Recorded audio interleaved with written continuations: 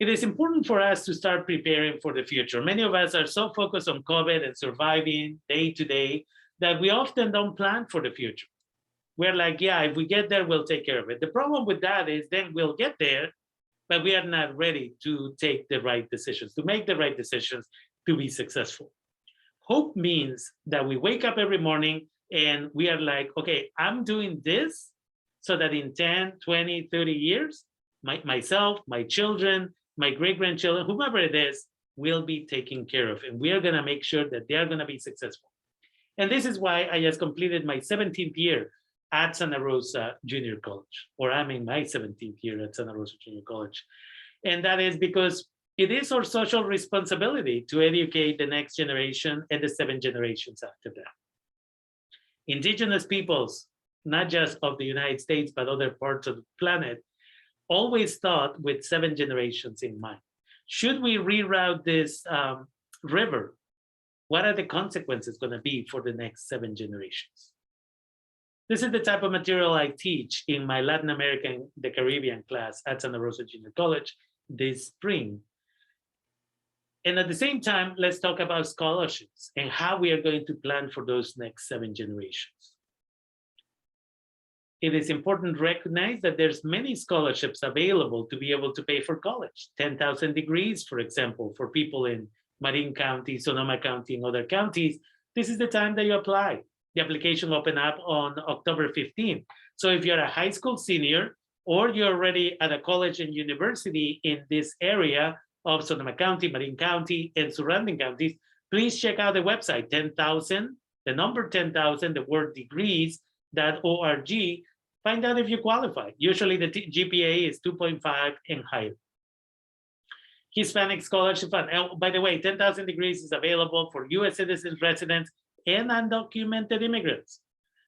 The other one is the Hispanic Scholarship Fund, hsf.net. That one gives on average $3 million in diverse scholarships. GPA usually starts above 3.0, 3.5 preferable. Check it out. That one is open for US citizens and residents of the United States, as well as DACA recipients. And that one is not just limited to Sonoma County or Marin County. That one is a nationwide scholarship.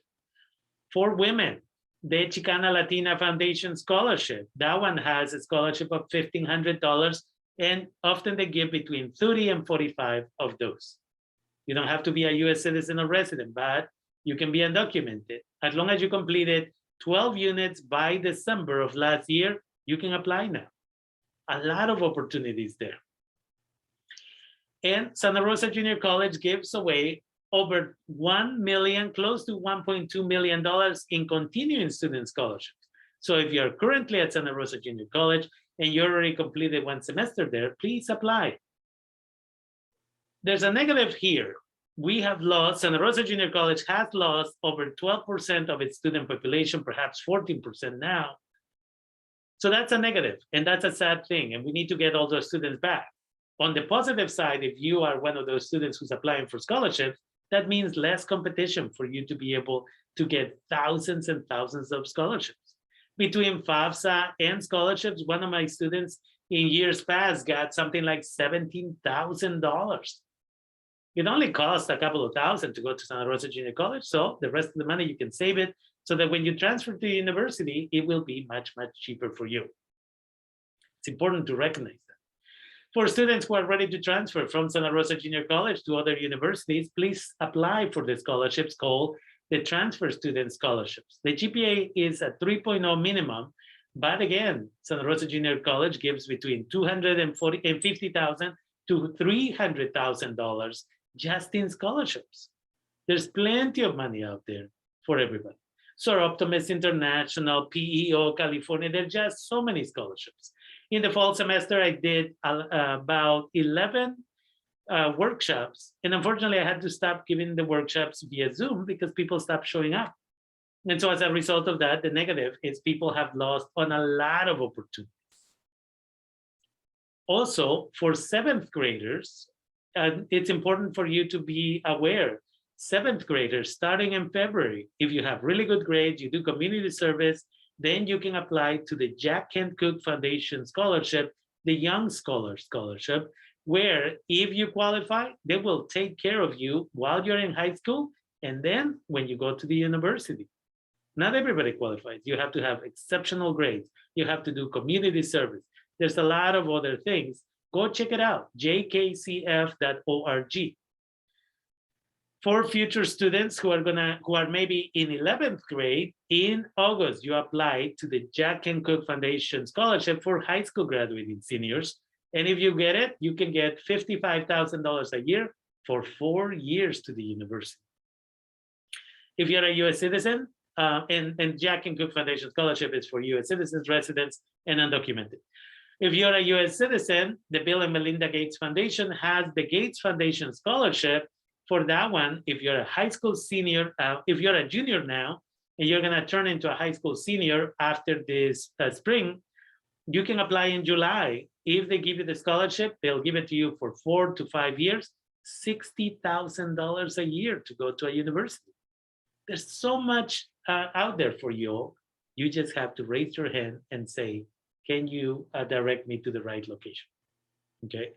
So I'm thinking about doing another training on scholarships perhaps next week. And so if you are interested, send me an email at rvasquez, and it's with double Z. So VAZQUEZ, not now, but starting on Monday, you can start emailing that. rvasquez Guzman, that is GUZMAN. So it's rvasquez Guzman at santarosa.edu, or you can send me an email at lidresdelfuturo@yahoo.com. Or if you are an English only listener, go check out the YouTube video after this show. And again, in the description, I'll put that information. And then you can reach out and you can ask me if I'm going to do that training. If so, it's usually a 1-hour training so that I can teach people some of these scholarships, but also the main thing I focus on is how to write a scholarship essay. Because a lot of students don't know how. They apply for 10 and 12 scholarships. They don't get a single one. Simply, you need to know how to tell your story and how to advocate for yourself. For many of these scholarships, FAFSA is a requirement. If you're a US citizen or resident, or you have received asylum, you can apply for those. T1 visa, you can apply for those. If you're undocumented and have completed at least 3 years of high school in California and have graduated or will graduate high school or gotten the GED, you can apply for the Cal Dream Act as part of then, again, applying for some of these scholarships. There's a lot of money out there from the government. There's a lot of private scholarship. You just need to ask for support. For further assistance, I am also available at 707-527-4585.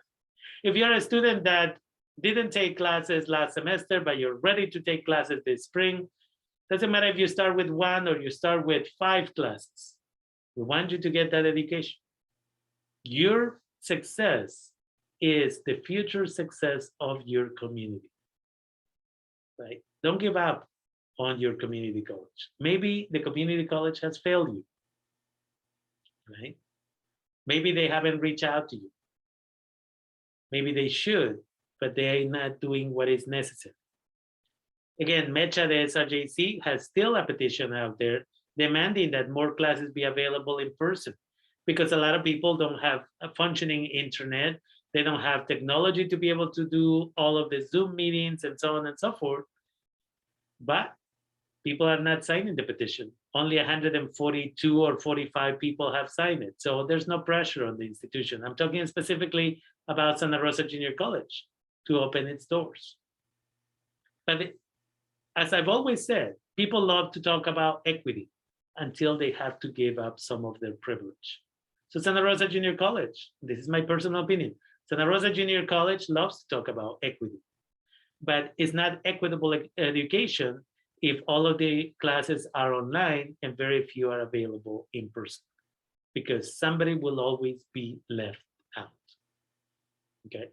And yes, I work for that institution, but I am, required, just like any other individual who lives in this society, we are required to question those in power, regardless of whether or not they are our employers, because we are their employers as well. This is a public institution. So speak your mind, right? As the saying goes, speak truth to power.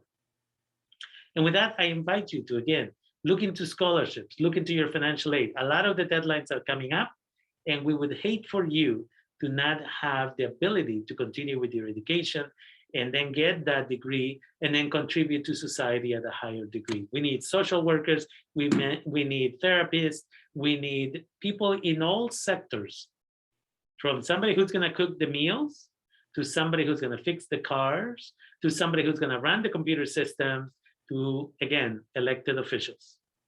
It is important that you take your own responsibility in this.